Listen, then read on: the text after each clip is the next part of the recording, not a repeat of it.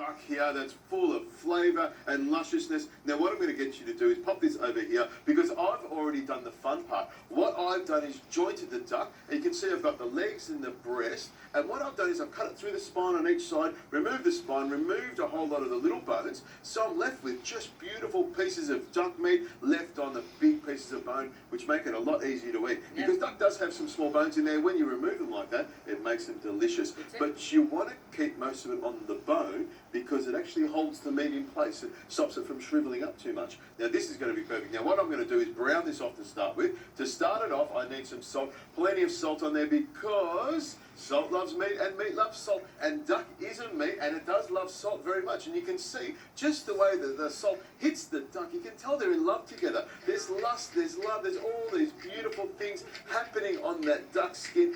You know it's going to have a lot of fun. You know there's going to be a lot of beautiful duck. Now I've got my pan really hot. You can see I've got this beautiful pan, plenty of depth to it. It's non-stick and it will hold a lot of heat. What I'm going to do is pop the duck straight into the pan. I know it's non-stick, so nothing's going to stick to it, but I also know that the duck skin has a lot of fat in it, a lot of good fat in it, and that's going to render down and start to fry and sizzle and render and become beautifully golden on the outside. Now, of course, that side there hasn't been seasoned at all, has it, Rosie? So we need to make sure that what we do to one side, we must do to the other side. Salt and pepper on both sides of it, and you can hear that rendering down perfectly. Now, if you want to speed this up a little bit, you could take it, the extra virgin olive oil, and drizzle a little bit of it over the top there in true Sicilian style. And hear that, as soon as I do that, there's a lot of sizzle going along there. Now what we're going to do is, over here we have some beautiful ripe tomatoes. I want you to take the little green caps off the top of them and chop them up for me. In the meantime, and at the same time and simultaneously, I'm going to get these red onions, take the little core out of them. I'm not going to put them aside, I'm going to throw it all in, because this is a braise that's going to sit on the stove for about an hour and a half and simmer away very gently. So every single part of this is going to melt down and become nice and delicious.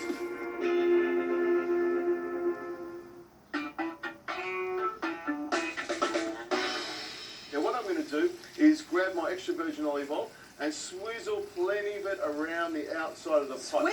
Swizzle it around, and I know plenty of oil is in there, and that's a good thing when you're cooking Sicilian food. You want to get it rocking really quickly. In goes the onion, the garlic, and the chilli. I'm also going to snuggle in 2 little bay leaves on the side there, 1 and 2. See, I can count as well. Isn't that amazing? And what I'll do is I'll stir that around nice and gently. There's a lot of heat action going on here. It is moving nice and fast. And something that I'm going to add, this is anchovy. Now, I'm not going to smell that one because it's not one of my favourites. You're right. Now, it is a lot of good fats in that, I must say. It is an acquired taste. It is an acquired taste. I love it. In goes the oregano, in goes the marjoram, and what I'm going to do is just tear it straight up. I'm also going to add some capers, which is really important with puttanesca. Now, puttanesca is a pasta dish that is very, very simple. A little bit of onion, some garlic, some chili, some olives, some capers, and that's about it. Throw in some pasta, but I think by adding some duck to it, we make it even more complex. Now I've got some Kalamata olives that I'll put in there. These Kalamata olives have had the pips removed. These green olives here, which are the true Sicilian green olives, these are the ones you'll find in my dirty martini. What I'm going to do is throw them straight in as well. Now those green olives, and I'm telling you right now, have pips in them. So when we do take a bite of them, do beware. Because the last thing I want is a filling, right? The last thing you want is some expensive dental work. Now what I'm going to do is stir that around very, very carefully. And you can see with that amount of heat, it's coming together really, really quickly. Now I'm going to turn my duck over, and you can see we've got a lot of lovely goldenness to it. And it is really important when you are cooking something like this, especially duck, that you do get that golden skin. Very much like cooking a delicious steak.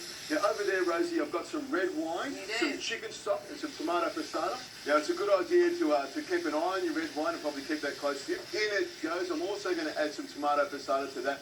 About 500-600 mils goes in there. And also some chopped tomatoes. Now keeping in mind that this is going to cook for some time, about an hour and a half, maybe a little bit longer, we want to make sure there's plenty of liquid in there so it doesn't boil away till it's bone dry. So if you have a look at that, it looks a little bit thin, but I know, Rosie, by the time this duck is cooked, that'll thicken up beautifully. Now all I need to do is take my lovely duck legs and duck breast, snuggle them into the pot here like this, and then all these lovely lovely duck juices. We're not letting these go to waste at all. We're going to pop them straight on top there. Hear that sizzle? Yeah. That lovely duck fat is going to make it taste even better. Little snuggle ducks. Exactly, snuggle ducks. That's what maybe your pet name. Now what I'm going to do, Rosie, is pop this lid straight on top here and let it simmer really, really low and slow for about an hour and a half. You could put it in the oven if you want, but I'll let this simmer on the stove until it's ready. You'll see it bubbling away. The duck will be tender and this sauce will be delicious.